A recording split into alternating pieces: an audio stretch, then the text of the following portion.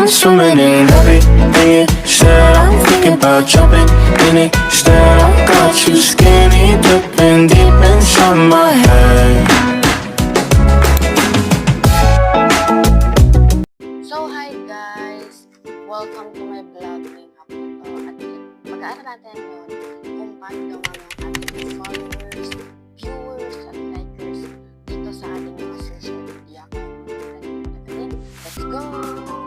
Ayan, ang una natin dapat gawin ay gumawa ng quality content. Ang nakasulat kasi dito is mag-post ng nakakaaliw, informative o relatable na content. Ang ibig sabihin nun, mag-focus tayo na nakakaaliw na content, at yung magugustuhan ng mga tao. Gumawa ng clear at HD sa images o video. Because gumawa tayo ng video. Sumabay rin tayo sa trending topics ng mga tao. For our number 2,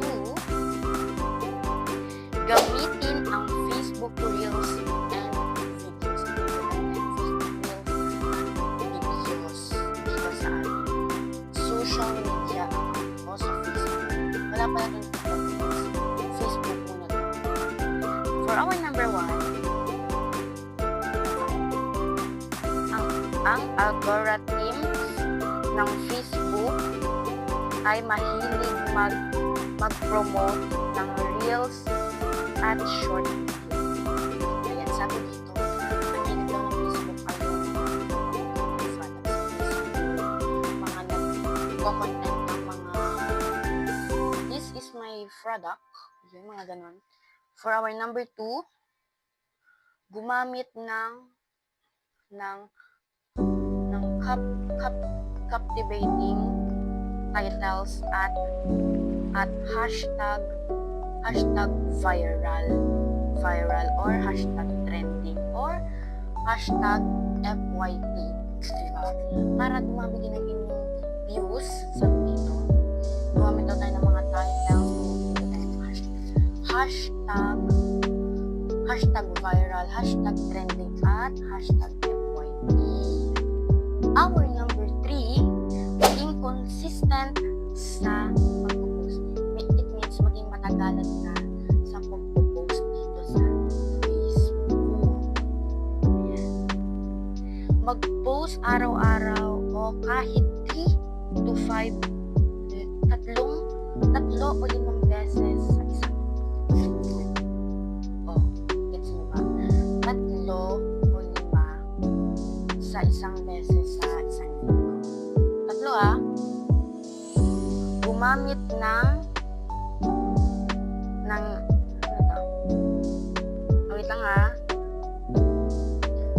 schedule para alam ng followers kung kailan ka active. Gumamit rin tayo ng schedule kung kailan tayo active sa ating mga pag-post sa ating Facebook account. Ayan, natatanggal yung aking mic. For our number 4,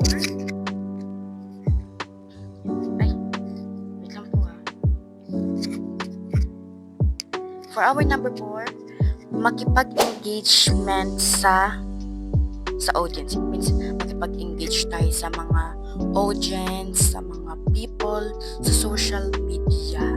Number 1, reply ang comment. Mag-reply tayo ng mga comment nila sa ating mga video para dumami din ang ating mga followers, viewers, at likers, di ba? Magtanong sa caption para maengganyo ang tao na mag-comment. Magtanong rin tayo sa caption para maengganyo yung mga taong mag-comment sa ating mga video. Gamitin tayo ng hashtag at tagging. It is for number 5. Ayan. Maglagay ng ng relevant hashtag tulad ng hashtag viral, nabasa ko na rin ito, hashtag trending at hashtag FYP. At hashtag Facebook Reels para mapasali ka sa mga